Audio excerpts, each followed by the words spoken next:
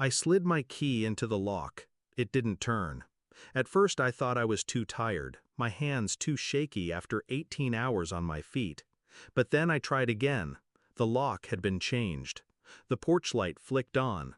She was there, my stepmother, arms crossed, a smirk sharp enough to cut glass. "Pay us $36,000, she said, and we'll let you in. Your sister needs a vacation." I looked at her, silent.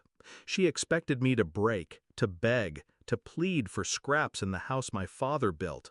Instead, I nodded once, understood, and I walked away. When my father remarried, I forced myself to accept her. He was lonely, and she played the part of a savior, smiling too wide, laughing too loudly, cooking meals that felt staged. I wanted to believe she cared, but small fractures appeared early. My things went missing. Bills I'd left on the counter vanished. She'd smile sweetly and say, "You must have misplaced them." When Dad died, she wept like a widow in a movie, clutching tissues, while I stood by the coffin and felt her eyes on me, already measuring what she now controlled. Still, I stayed, because the house was his, and because I wanted to believe family was salvageable. It wasn't just the changed lock. It was the months leading up to it. Her whispers behind doors. My sister suddenly cold, distant, parroting her words. Bank notices addressed in my name, then rerouted. She wanted me out of the house, out of the picture. And then came her ultimatum. $36,000, dangled like ransom money, for a home I already owned half of. I didn't rage, I didn't cry. I let her think she'd won. That night I sat in my car, parked down the street, my uniform still stained with blood and iodine. My body begged for sleep, but my mind was clear.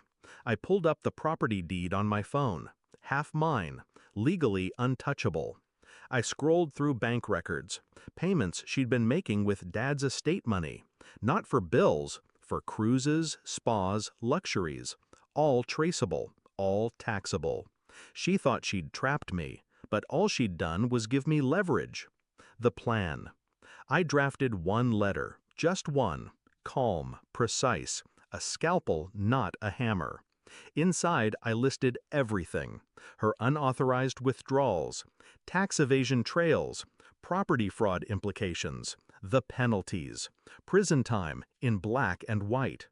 I didn't threaten, I didn't scream, I only stated facts. And at the bottom, I added one line. By noon tomorrow, transfer sole ownership of the house to me. Sign it, and I'll bury this. Refuse, and the IRS won't. At dawn, I slipped the envelope under the front door. By morning, her shriek split the neighborhood.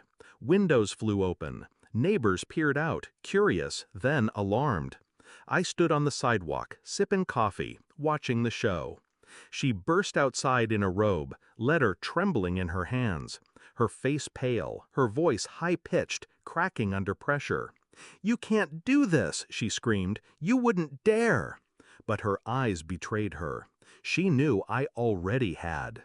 Within hours, her calls flooded my phone, first pleading, then bargaining, then threatening. I didn't answer. By noon, I got the notification. The transfer was complete.